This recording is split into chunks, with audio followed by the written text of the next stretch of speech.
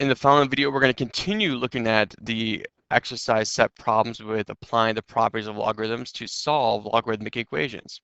So in example 3, we have log base 10 of 1 plus log base 10 of 5x plus 6 equals twice log base 10 of x. So before we start, we're going to have to look at what properties of logarithms are we applying. On the left side, I see I am adding my logarithms. That is like adding your exponents, which occurs when you're doing your product rule. So to combine these together into one log, I'm going to take the product of the expressions that I'm taking the log of, which are 1 and 5x plus 6. So log base 10 of 1 times 5x plus 6. On the right side, I notice my log has a coefficient of 2. And we can't have that when we're trying to simplify. We just want the logs all by themselves. So I'm going to have to simplify this. So let's figure out what we're doing. We are multiplying to a log, which is like multiplying to an exponent, which occurs when you are applying your power rule. So what that means is this 2 becomes the power of what you're taking the logarithm of. So I have now x squared. The 2 comes up to the exponent. Now that I have one log all by itself and one log all by itself on both sides, no coefficients or addition, subtraction going on, I can cancel them out. And I'm really just dealing with the equation. If I distribute the 1, I get 5x plus 6 equals x squared. This is a quadratic. So to solve this, I'm going to set it equal to 0, which means I subtracted my 5x and I subtracted my 6. So 0 equals x squared minus 5x minus 6. To solve this, let's factor. We want numbers that multiply to give you -6 and add to give you -5. Well, negative product means one's positive, one's negative. And so I have a positive 1 and a -6 add to give you -5. So set each one of these equal to 0. X plus 1 equals 0. X is -1. X minus 6 equals 0. X is 6. However, before we box this in and say those are answers, we have to check based off of our definition of logarithms. Our definitions of logs says that you can never take the log of a negative number. So if I plug in -1 into -5x plus 6, I'm going to get log base 10 of -5 plus 6, which is, hey, that's a positive 1, so that's good. But if I plug in a -1 over here, I get log base 10 of -1, which does not fit our definition.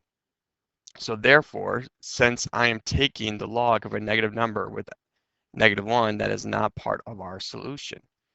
Our answer is just x equals 6. We need to be careful to always check our definition of logarithms. Since this one yielded a negative value, we cannot use it as part of our solution. So let's try this one. Number 4. 3 times log base 5 of x minus log base 5 of 4 equals log base 5 of 16. So this one's a little interesting. We notice we have subtraction. However, what I see first is I have 3 times the log base 5 of x. So if we need to think about it this way, subtracting, when I'm subtracting logs, that means I'm subtracting exponents, which occurs with your quotient rule. But if I take a look here, I have 3 times log base 5 of x. I am multiplying to a log, which is like multiplying to an exponent, which is your power rule. So the question becomes, which do you do first? Do you use your power rule or do you use your quotient rule? Go back to your properties of exponents. Which comes first? Do you do your power rule first or do you do your quotient rule first? And what we're going to do here is follow the order of operations, and we're going to do our power rule first. So this 3 is going to come up to the exponent. So we have log base 5 of x cubed. I have minus log base 5 of 4. And the right side, if I take a look, log base 5 is 16. There's nothing that needs to be simplified over there. So I'm just going to copy it down as is. Now that I did my power rule, I'm going to now look, I'm subtracting logs, like subtracting exponents. It's my quotient rule.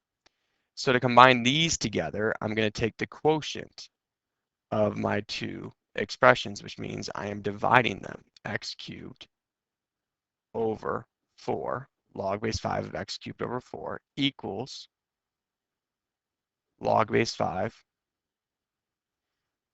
of 16.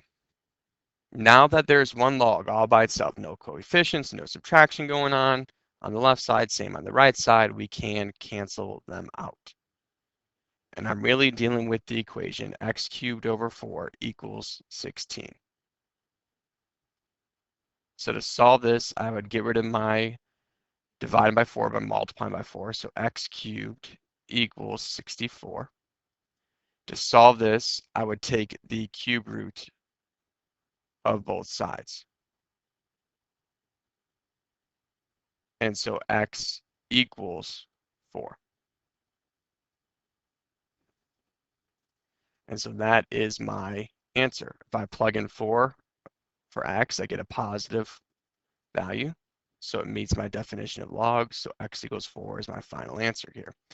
So in these examples, we actually applied multiple properties of logarithms. In the first example, we did product rule on the left side and then power rule.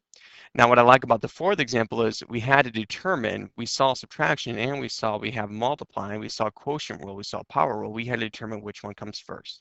And when that occurs, you look at it as order of operations. Deal with your exponents first, and then deal with either the quotient rule, like in this example, or if it did occur, the product rule.